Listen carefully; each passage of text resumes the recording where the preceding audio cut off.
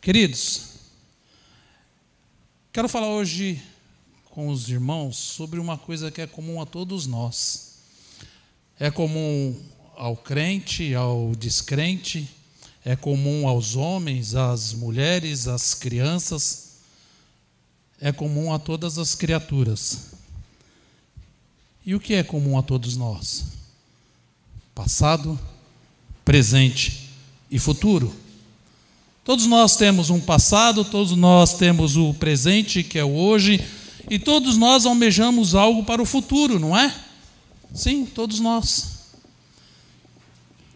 E eu quero começar te fazendo uma pergunta. Presta atenção. Você quer para a tua vida alívio ou transformação?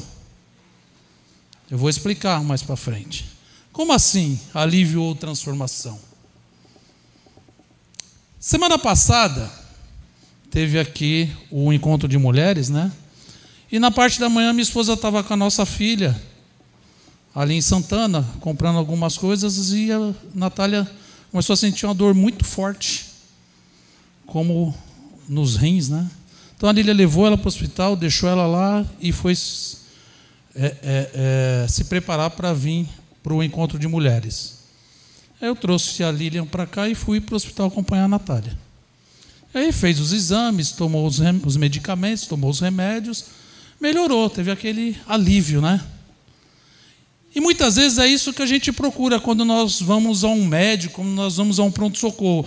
Nós queremos o quê? O alívio para a nossa dor. Imagina, quem aqui já teve pedra nos rins? Eu já tive 4 vezes. Vocês sabem que é terrível, não é? É uma dor terrível. O que você quer quando aquela dor te incomoda, te aflige? Você quer o alívio da dor.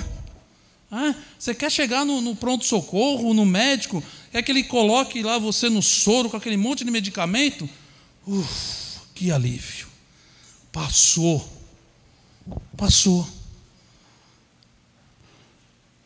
E muitas vezes a pessoa não quer saber se aquilo que ela está fazendo está provocando aquelas dores.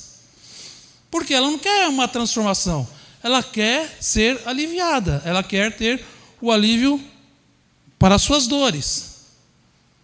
E muitos procuram Jesus da mesma forma. Muitos têm procurado Jesus da mesma forma. Querem apenas um alívio para aquela dor do momento. Aí vem na igreja, busca Jesus, faz campanha, jejua, passou a dor. E aí volta a cometer as mesmas coisas, volta com a mesma vida que estava levando.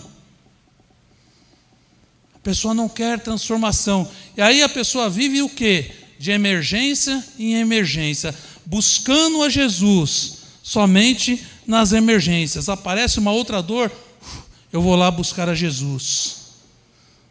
Mas, meus irmãos, não é assim. Não podemos viver somente de emergência em emergência. O que a gente precisa? Nós precisamos voltar-nos para a Bíblia, voltarmos para a palavra de Deus, meditar nesse livro, até que ele entre na nossa cabeça, até que ele provoque, faça em nós uma transformação profunda, para que a gente não sinta mais dores. Olha o que diz a palavra do Senhor: os que esperam no Senhor renovarão as suas forças. Temos esperado no Senhor? Por que vivemos com dores? Porque temos pressa. Parece que tudo o que a gente quer é para ontem. Tudo é para ontem. Inclusive, quando nós nos achegamos a Deus, queremos que Deus resolva uma vida de problemas imediatamente. Nós queremos que Deus faça como médico, coloque a gente lá naquele soro e em meia hora, 40 minutos, acabou. E aí quando nós achamos que as coisas estão demorando, que Deus está demorando, nós ficamos ansiosos, nós ficamos deprimidos, nós ficamos até mesmo questionando a Deus. Deus está conosco? Será que Deus está me ouvindo? Será que Deus está comigo nesta causa, nessa peleja? É assim ou não é? Comigo é. E aí nós encontramos as 3 maiores doenças deste século que nós vivemos. Quais são as 3 maiores doenças do século? Número 1, depressão. E o que é a depressão? Depressão é excesso de passado. Ninguém fica deprimido pelo que vai acontecer, mas pelo aquilo que já ocorreu, pelo passado, pelo aquilo que você viveu. Muitas vezes o passado nos assombra e nos deprime. Qual outra doença? Estresse, que é a pressão do presente. Já viu alguém estressado pelo que aconteceu, pelo que vai acontecer? Não. O estresse é uma carga emocional na hora. Você leva uma fechada no trânsito, vem aquele estresse. É assim. E a outra doença? Ansiedade. O que é a ansiedade? Excesso de futuro. Nós ficamos ansiosos pelo aquilo que vai acontecer. Nós nem sabemos se vai acontecer, mas já ficamos preocupados. Mas eu tenho uma notícia para você hoje. Querem ouvir? Jesus, Ele não pode mudar o nosso passado, Ele não pode mudar o teu passado, mas Ele pode curar você no presente, no hoje, no dia que se chama hoje. Aleluia! E pode nos garantir um futuro de vitórias e de bênçãos, um futuro maravilhoso. Amém? Glória a Deus. Põe para nós aí, irmãos, Hebreus 13:8. Hebreus 13:8. Nós vamos hoje meditar bastante na palavra de Deus, bastante na Bíblia. Tem vários versículos aqui para a gente ver hoje sobre esse assunto. O que diz lá? Hebreus 13:8. E vocês vão ver eu repetindo 2 vezes os versículos, porque os irmãos lá pediram, tá? Então, vai ser assim. Jesus Cristo é o mesmo que ontem, passado, né? Hoje, presente e para amanhã, para sempre, para a eternidade. Amém? Glória a Deus. Esse é o nosso Jesus, que cura as nossas feridas do passado, que anda conosco no presente e já está preparando um futuro para nós. Um futuro aonde? Na presença dEle, a mesa, meus irmãos, está posta. Jesus está nos aguardando. Amém? Isaías 43, 18 e 19. Vamos ver algumas coisas sobre o passado. O que a palavra de Deus diz sobre o passado. Isaías 43, 18 e 19. Vamos à versão NVI aí, irmãos. Está na NVI? Isso. Esqueçam o que se foi. Não vivam no... Vejam, estou fazendo uma coisa nova. Ela já está surgindo, vocês não percebem? Até no deserto eu vou abrir um caminho e riachos no ermo. Meus irmãos, olha o que Deus está falando. Podemos estar passando um deserto. O lugar pode ser inóspito. O momento pode ser tribuloso, pode ser de dificuldades. Pode haver tantas circunstâncias nos oprimindo. Aleluia. Mas olha o que Deus diz. Eu vou te dar livramento. Vou abrir um caminho novo. No meio do nada. Ele faz os caminhos. Ele é o caminho. Vou fazer com que você caminhe altaneiramente com a minha paz e a minha graça. E a minha vitória. Aleluia. Esqueçam do passado. Olha o que Deus está dizendo. Esqueçam do passado. Não vivam no passado. Eu tenho algo melhor para vocês no presente e no futuro. Oh, glória a Deus. Irmãos, por que nós temos a maneira de vivermos remoendo o passado? Por que nós temos esse costume? Por que vivemos buscando respostas para a nossa vida lá no passado? Por que vivermos presos a acontecimentos do passado? Isso pode nos impedir de ir adiante, de olhar para frente, de ver aquilo que Deus está fazendo hoje em nossas vidas, de ver aquilo que Deus está plantando hoje para nós colhermos, de vermos as providências de Deus na nossa vida. Ah, pastor, mas não era desse jeito que eu queria. Já ouviram isso? Não é do nosso jeito, é do jeito dele, é da forma dele, é na vontade dele. E a palavra diz que a vontade do Senhor é boa, perfeita e agradável. Então olhe, esqueça o passado, esqueça o que você viveu. Olhe para hoje, olhe para Jesus hoje. 2 Coríntios 5,17. 2 Coríntios 5,17. Olha isso. Portanto, se alguém está em Cristo, é nova criação. As coisas antigas já passado. Eis que surgiram coisas novas. Coisas novas. Sabe aquela conversa? Aprontou tanto e agora é crente. Camarada aprontou todas, agora é crente. Por que nós permitimos que Satanás nos acuse? Satanás, ele só pode nos acusar pelo nosso passado, porque o futuro ele não conhece, o presente nós estamos vivendo. Ei, mas Deus está dizendo que esqueçam o passado, já passou, você é uma nova criação, você é uma nova criatura. Então nós não temos que permitir com que Satanás nos acuse pelo nosso passado. A Bíblia diz que estamos em Cristo, somos nova criatura. Jesus comprou os nossos pecados, seu sangue nos purificou. Se você já confessou e abandonou o pecado, seus pecados estão perdoados. E não sou eu quem estou dizendo, é a palavra quem diz. Ah, pastor, mas você não sabe aquilo que eu já fiz. Ah, pastor, mas minha família diz, olha, agora ele é santo. Meus irmãos, Jesus te resgatou. Ele foi lá, aleluia. Ele foi lá no supermercado da vida. Ele foi lá no Açaí, no Atacadão, no Carrefour. Meu pai gosta do Carrefour. Ele foi lá, te escolheu, te separou, passou no caixa de Deus, te comprou, pagou o preço. E Ele não te perguntou nada do teu passado.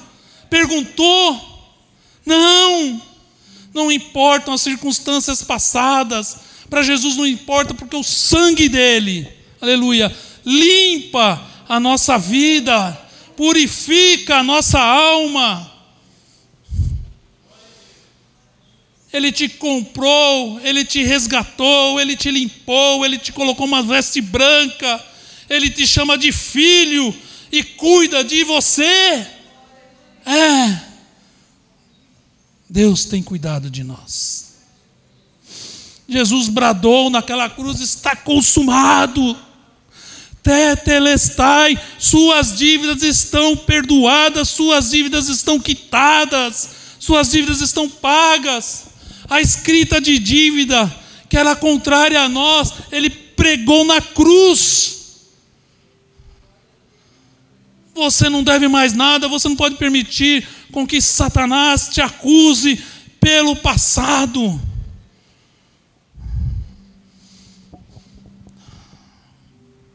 Louvado seja Deus. E no presente? Como está o nosso presente?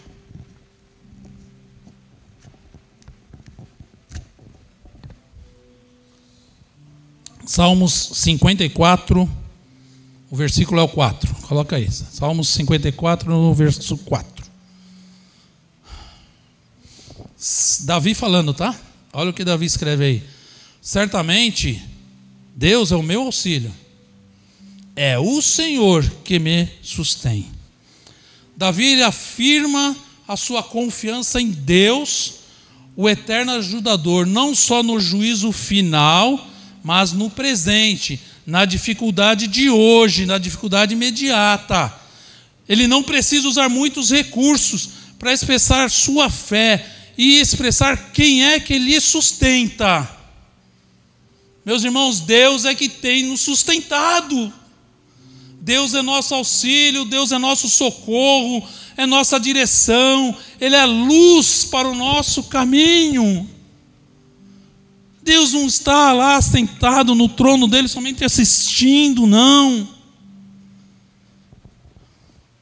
Ele não perdeu o controle sobre a minha vida e sobre a tua vida. Amém? 1 Coríntios 9, 24 e 27. Meus irmãos, são muitos versículos para a gente ver, para vocês verem, para vocês perceberem o quanto Deus cuida de nós. Amém?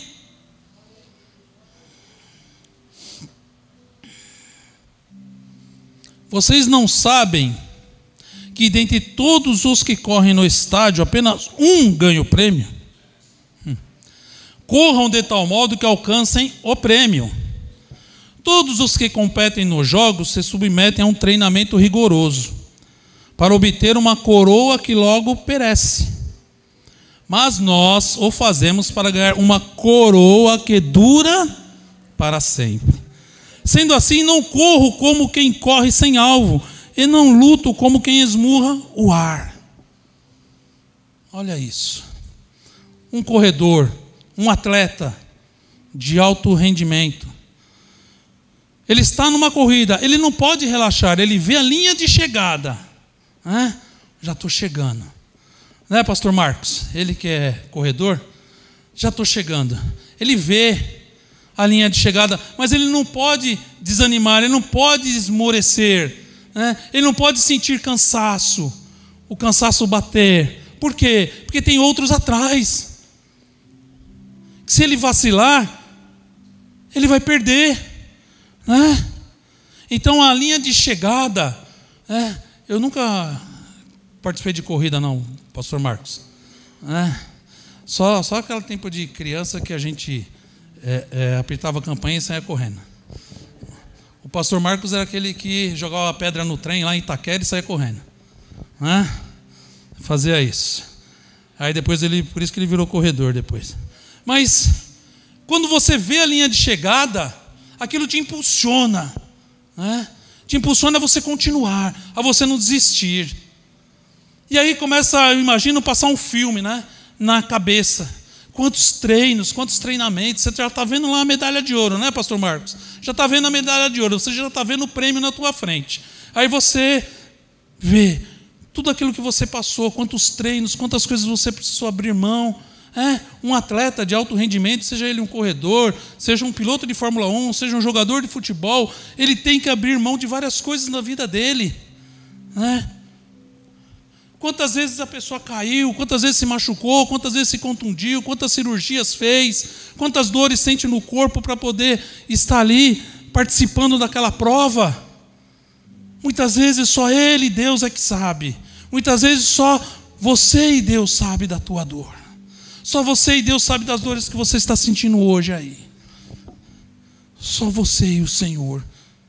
Muitas vezes o tratamento é só com você e Deus. Mas Deus está vendo. E a vitória está próxima, a linha de chegada está logo ali. Já pensaram quantos prazeres um atleta desse tem que abrir mão na vida? E nós? Nosso prêmio é muito maior do que de um atleta. Nosso prêmio é muito maior do que um troféu, uma medalha, a fama, ou um cheque gordo. Não tem cheque mais não, né? É um Pix gordo. Nosso prêmio é muito maior, nosso prêmio é eterno. Vale a pena o sacrifício, vale a pena a renúncia daquilo que não vem de Deus, vale a pena a renúncia dos prazeres da carne, vale a pena alimentar o espírito, meus irmãos. Nós precisamos correr pelo prêmio, nosso foco tem que ser no prêmio, na recompensa. Mas pastor, que recompensa é essa? A Bíblia responde também, Filipenses 3, 13 e 14. Filipenses 3, 13 e 14.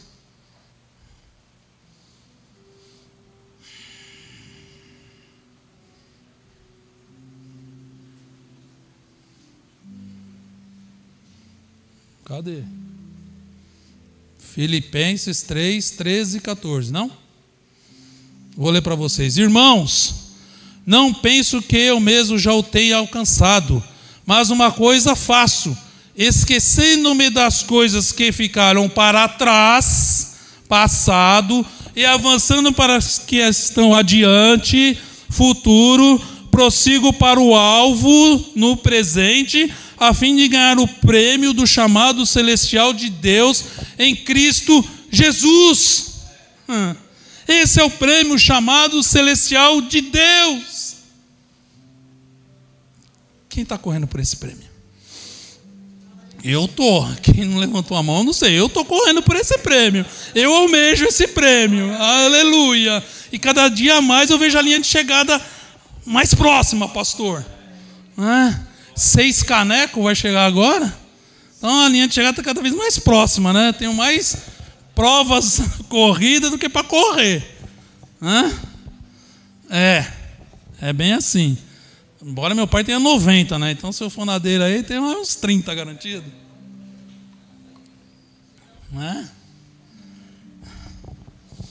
É assim. A recompensa está lá adiante. As dores do tempo presente não pode apagar da nossa mente, do nosso coração, aquilo que está reservado para mim e para você. Não pode. Dói. Muitas vezes dói.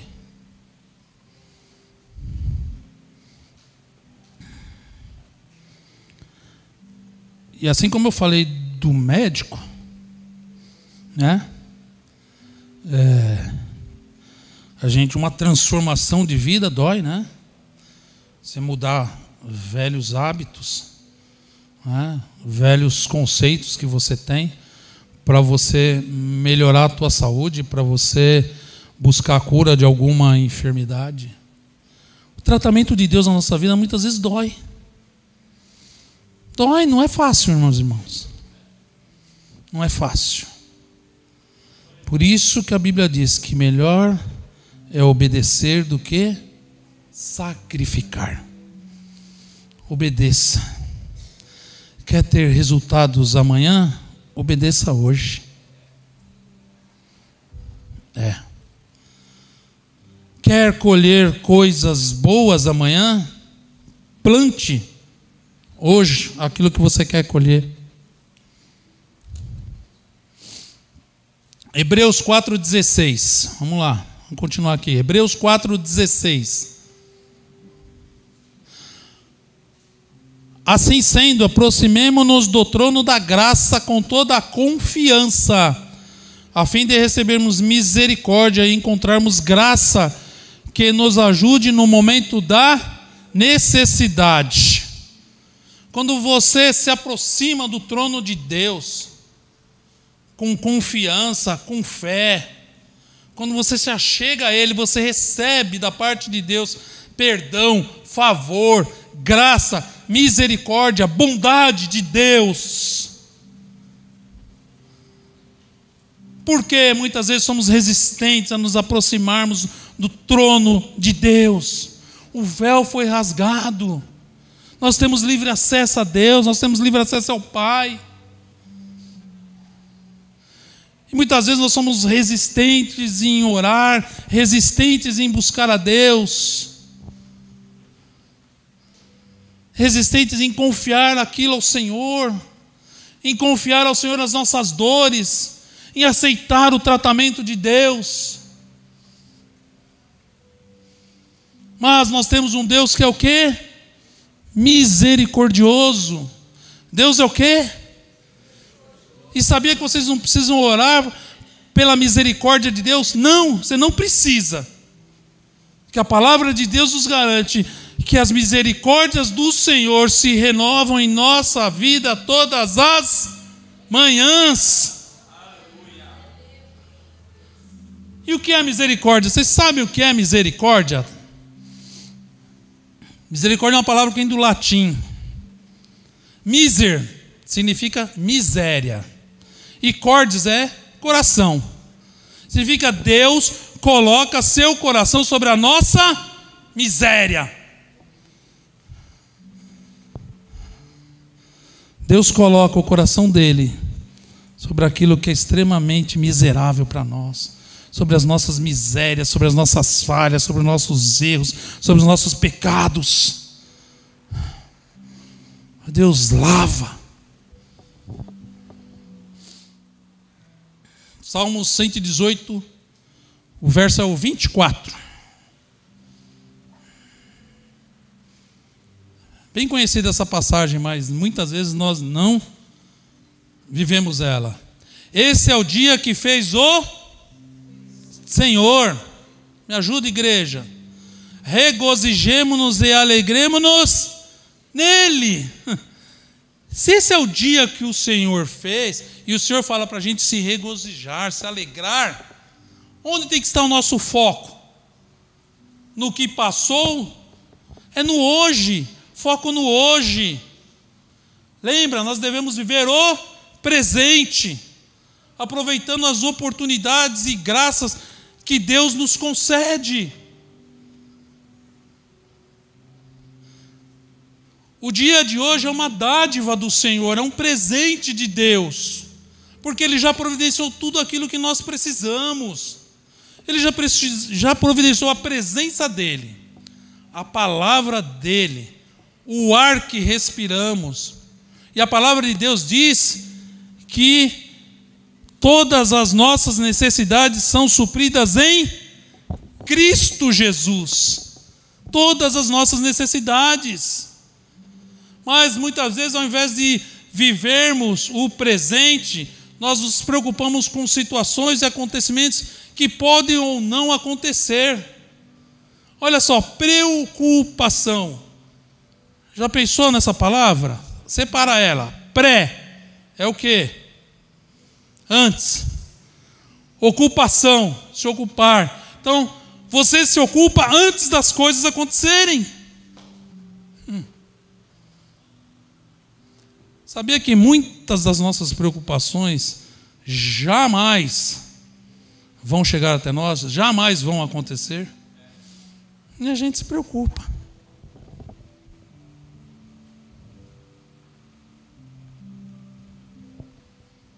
Vamos lá, Mateus 6, verso 34. Bem conhecida também essa passagem, Mateus 6, 34. Portanto, não se preocupem com o amanhã, pois o amanhã se preocupará consigo mesmo. Basta cada dia o seu próprio mal. Inquietação sobre o futuro é terrível. Tira o sono. Não é? Quem é que já perdeu noites de sono preocupado com alguma coisa? Muitos, né? Muitos de nós. Né? Alimenta a ansiedade, o medo, afasta de nós a fé em Deus. Excesso de preocupação tira de nós a fé no Senhor. E a palavra diz que sem fé é impossível agradar a Deus.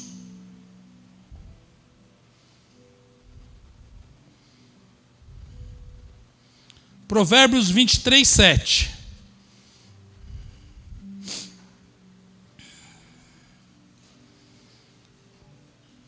Provérbios 23, 7. Porque como imaginou na sua mente, assim é ele.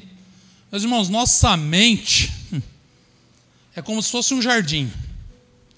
Tudo aquilo que cultivamos em nossa mente, a ciência chama isso de neuroplasticidade, que é a capacidade que nosso cérebro tem de mudar fisicamente de acordo com o que a gente pensa. Então, olha só, se os nossos pensamentos são de medo, de rejeição, de escassez, de coisas negativas o tempo todo, seu cérebro começa o quê? A fortalecer essas conexões, respondendo com ansiedade e depressão. Olha o perigo que representa o nosso cérebro. Você tem aí, já pensou nisso? Dentro aí da tua cachola, você tem aí vários neurotransmissores, vários fios aí, né? Se esse fio desencapar, vai dar um curto. Se você queimar muito a tua cabeça, o fio pode não ser grosso o suficiente e entrar em curto, queimar. É assim. Olha só, Jó 3,25. Olha o que Jó falou. Olha o que ele falou. Jó 3,25.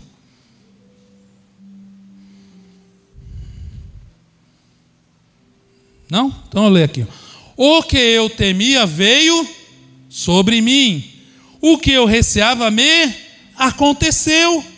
Olha aí, essa palavra. Se nossa mente é ocupada somente com coisas negativas, com pensamentos ruins, com tragédias. Mas em contrapartida, 2 Coríntios 5, 7 diz: andamos por fé e não por vista. Andamos pela fé. Andamos por fé. E aí, se os nossos pensamentos, olha a nossa mente trabalhando de novo, olha como é. Se os nossos pensamentos são de fé, de gratidão, de esperança, o que o cérebro vai fazer? Ele vai ativar o sistema parasimpático e vai criar novos caminhos que vão te conduzir à paz, à confiança, à cura, ao equilíbrio, ao autocontrole. E esse cérebro que nós temos aí, grande, pequeno, sei lá, foi Deus quem nos deu. Foi Ele. Ele deu para cada um de nós a mente, os pensamentos. E Ele está dizendo aqui para andarmos por fé, para termos pensamentos de vitória, pensamentos de bênçãos.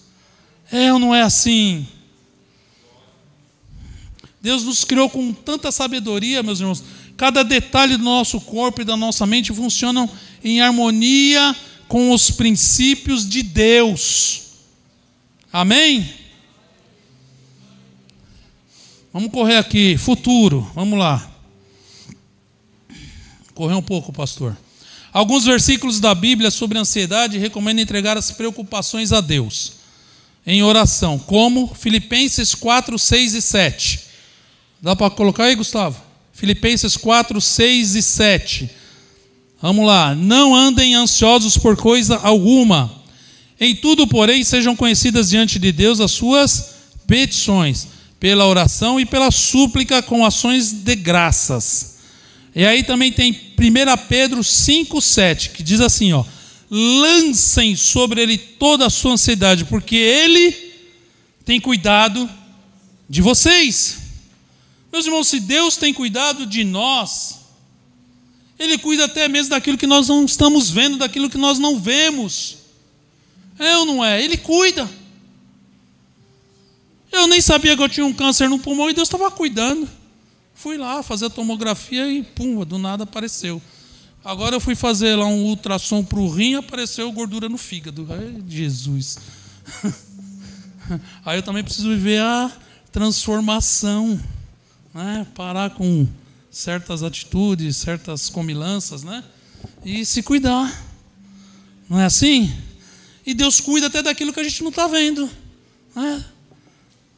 Deus colocou, meus irmãos, olha essa aqui. Deus colocou a eternidade no coração dos homens. E todos nós, de alguma forma, estamos buscando isso. Seja católicos, espíritas, mórmons, budistas. Mas nós, pela palavra de Deus, sabemos que só há um caminho para a eternidade. Olha só, Eclesiastes 3:11. Coloca para nós aí, Eclesiastes 3:11. Ele fez tudo belo a seu tempo. Também pôs a eternidade no coração do homem, sem que este consiga compreender a obra que Deus fez do começo ao fim. Olha só, nós não conseguimos entender a obra que Deus fez do começo até o fim, de Gênesis a Apocalipse, né? E o que é a eternidade? Ah, pastor, mas como ter vida eterna? E aí o próprio Jesus respondeu essa pergunta. E Jesus nos ensina. João 17:3. Faz favor, João 17:3.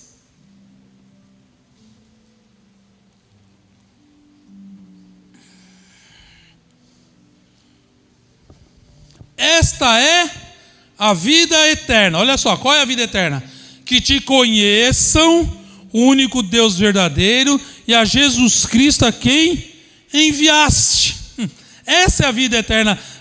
Jesus diz, essa é a vida eterna, que conheçam o único verdadeiro Deus, e a Jesus, o seu Filho. Como assim, pastor? Vamos lá. De Gênesis a Apocalipse? Então vamos lá, vamos no Gênesis 2:9. Está lá? Ah, está lá. Então lá. Então o Senhor Deus fez brotar do solo todo tipo de árvores agradáveis aos olhos e boas para alimento. No meio do jardim estavam quem? A árvore da vida e a árvore do conhecimento do bem e do mal. Certo? A árvore da vida. Aí Gênesis 3, 22 e 23. Vamos para o capítulo seguinte. Olha o que Deus faz depois da queda do homem. Gênesis 3, 22 e 23. Então o Senhor Deus disse: vejam que o homem se tornou como um de nós. Um de nós é como Deus, Jesus, que estava lá na criação, certo? Conhecemos o bem e o mal. Conhecendo o bem e o mal, não se deve permitir que ele estenda a mão e tome também da árvore da vida, coma e viva para sempre. Por isso Deus tirou o homem do jardim, porque o homem não podia comer também do fruto da árvore da vida, senão ele se tornaria eterno, ele duraria para sempre, e o mal também seria eterno.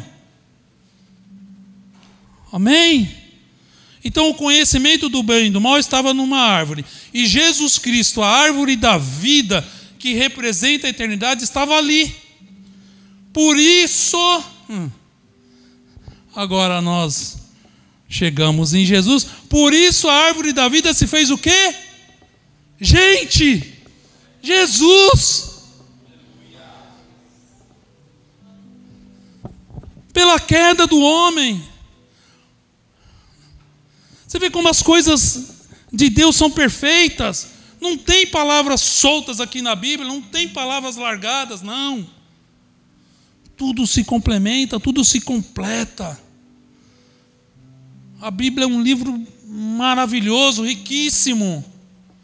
Então Jesus virou gente para quê? Para que nós pudéssemos conhecê-lo. E quando eu conheço a Cristo, eu conheço o quê? Eu conheço a vida.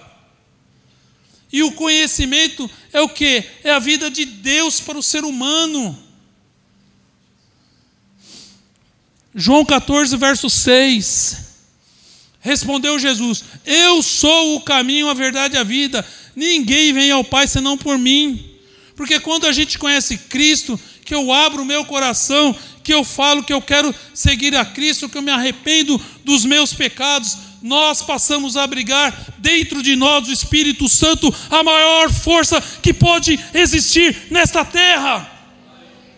E aí o que nós fazemos, gente? O que nós fazemos com o Espírito Santo que está aqui, que quer te ensinar, que quer te conduzir, que quer te instruir, que quer te abençoar, quer te dar vida? O que nós fazemos com o Espírito Santo? Ah, Jesus, mas minha vida está boa. Só precisa melhorar isso aqui, Jesus. Só preciso que cure essa dor agora. Lembra lá do começo da história do hospital? Da dor. Aí nós queremos ensinar o Espírito Santo, nós queremos ensinar a Deus. Aí o servo quer ensinar o seu Senhor. Olha, Jesus, só me ajuda com o pagamento desses boletos aqui. Ah, Jesus, só me arruma um emprego melhor. Me arruma um marido bom. Só isso que eu preciso, é só isso. É só isso que esse Deus tem para dar para a gente. Não. Ele tem vida e vida eterna.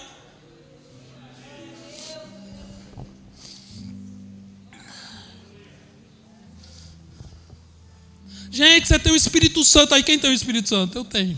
Quem tem? Dá um glória aí. Você já falou com o Espírito Santo hoje? Pastor Douglas falou aqui uma vez, eu aprendi um exemplo lá no Marcão, que coloca o Espírito Santo sentado no banco do carro lá, põe o cinto de segurança. No ano passado, no meu trabalho, tanta tribulação, então me deram uma sala, me isolaram. Ó, você fica aí nessa sala, amém. Glória a Deus. Eu orei, consagrei a sala ao Senhor, peguei 2 cadeiras que tem assim, né? Na frente das mesas costuma ter 2 cadeiras, não é? Eu peguei uma, tirei de lado. Falei, Espírito Santo, essa é tua, senta aqui. Todo dia eu converso com ele, meus irmãos. Todo dia eu chego no trabalho e dou a paz do Senhor, Espírito Santo. Ele está comigo, mas ele está lá também. E sabe o que eu pedi para ele? Todo mundo que entrar aqui nessa sala, sinta a diferença. Sinta algo diferente. Que não seja eu, mas seja o Senhor, teu Espírito agindo aqui. Ei! O Espírito Santo é uma pessoa. Ele quer andar com você. Mas não pensa você que ele vai andar nesses teus caminhos errados, não. Não vai. Aí você vai estar afastando ele de você, não.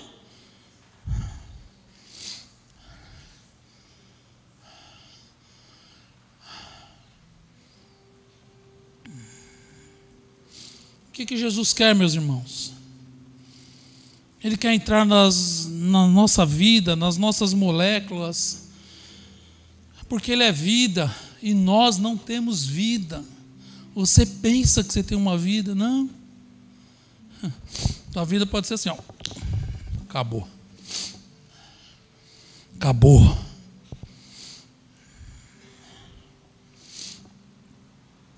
Eu vou contar uma experiência para vocês.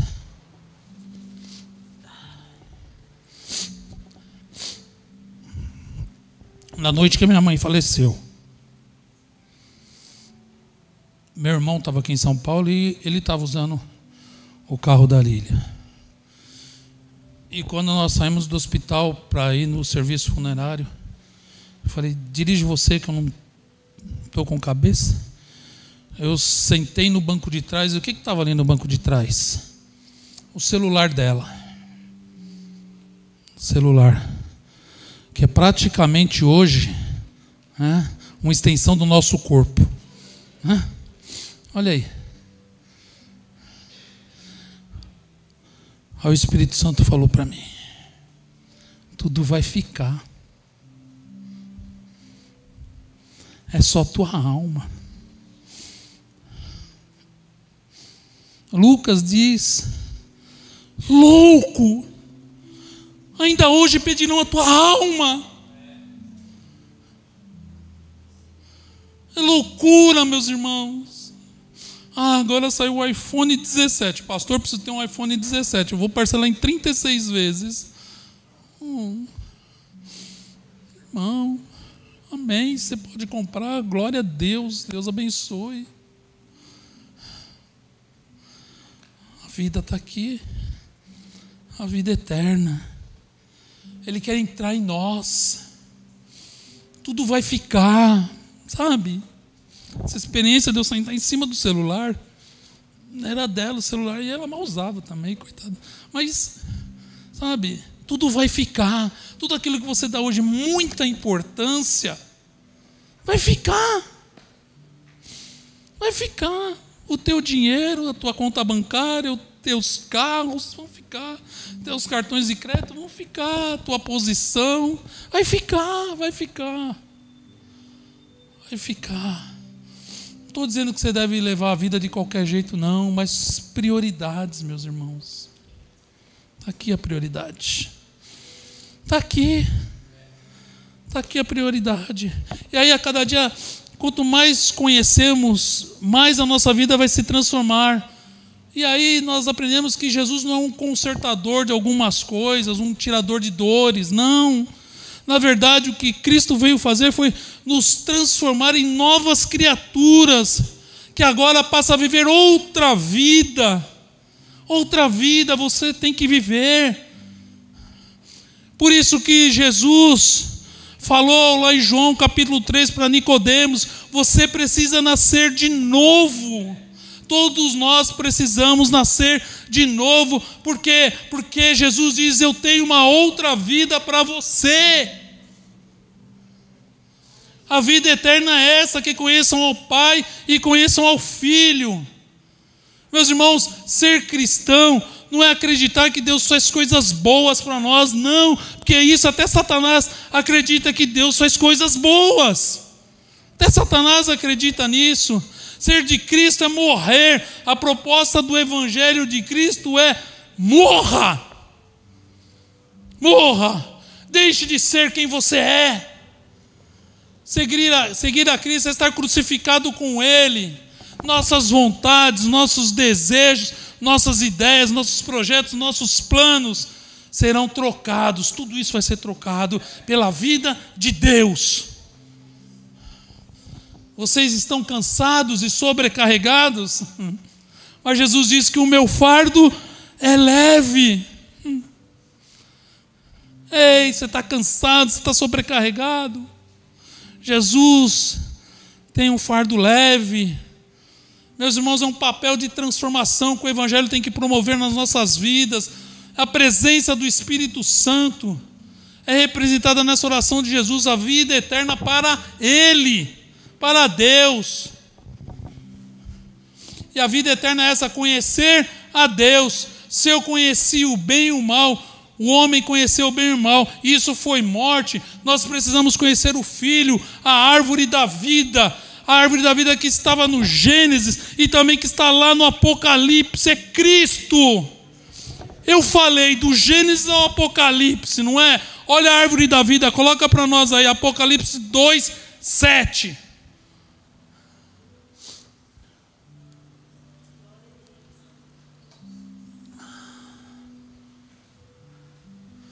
Quem tem ouvidos, ouça o que o Espírito diz às igrejas. Aquele que vencer, darei o direito de comer do quê? Da árvore da vida, que nós não podíamos comer lá no Éden, mas no Apocalipse nós podemos comer da árvore da vida, do fruto da árvore da vida, que está onde? No paraíso de Deus. Ei, meus irmãos, esse é o nosso foco, essa é a nossa corrida. A linha de chegada está chegando, pastor, Jesus está voltando. Você já se deu conta disso? Pode ser que essa seja a última geração aqui nessa terra. Eu não sei, mas do jeito que esse mundo está, guerras e rumores de guerra. Guerras, nações contra nações. Nós vimos essa semana lá na ONU, nações contra nações. Meus irmãos, Cristo, a árvore da vida, que se apresentou no madeiro, que é uma árvore morta, e agora a árvore da vida está lá pendurada numa cruz. A árvore da vida está lá, dando a vida por mim e por você. E agora Jesus olhando para você, o jeito que o Senhor vive, já que o Senhor é vida. O Senhor é vida para mostrar para nós que a nossa vida não está aqui, a nossa vida está nele. A nossa vida está no conhecer a Deus. A falta de conhecimento de Cristo, do seu Evangelho, é morte, o Senhor é vida. E essa é uma jornada, meus irmãos. Cada vez que alguém se encontra conosco, ele tem que ver, notar alguma diferença, porque nós buscamos a Deus, porque nós nos entregamos a Ele. E aí a cada dia vai acontecendo da gente ter mais amor, mais compreensão, mais generosidade. E você diz: já não sou eu quem vive, mas Cristo vive em mim. Cristo tem que viver, tem que habitar em nós. Já estou acabando, meus irmãos. Mas pastor, isso ainda não é vida eterna. Vida eterna não é lá na frente, quando o mundo acabar, quando tudo se acabar. Bom, meus irmãos, se é eterno, então não tem tempo. Se é eterno, não precisa ser ontem, nem amanhã. Se é eterno, já começou. E começou quando? Agora. Meus irmãos, o futuro já começou. Hoje, no tempo presente, nós já somos da vida eterna. Ainda dependendo do tempo, mas nós já somos da vida eterna, porque nós nascemos de novo. Outra mente, outro coração. E é no conhecimento de Cristo que o Espírito faz mudanças em nossas vidas, quando nós permitirmos essas mudanças, quando nós não quisermos ficar ensinando a Deus o que mudar. Não, abra o teu coração, abra os teus pensamentos. A vida eterna é o que nos espera.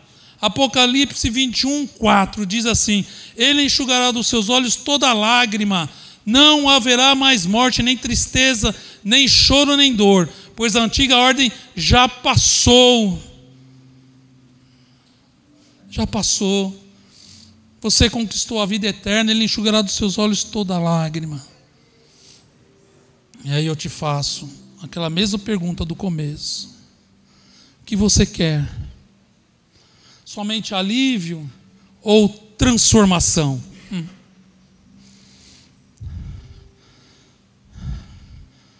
Apocalipse diz ainda: o vencedor herdará tudo isso, e eu serei seu Deus, e ele será meu filho. Meu filho. Meu filho. Filhos de Deus, contemplem o Senhor, contemplem todas as maravilhas do Senhor, permitam com que Deus haja, com que Deus nos transforme, com que haja uma transformação real e verdadeira em nossas vidas, para que possamos experimentar a boa, perfeita e agradável vontade de Deus. Deus os abençoe.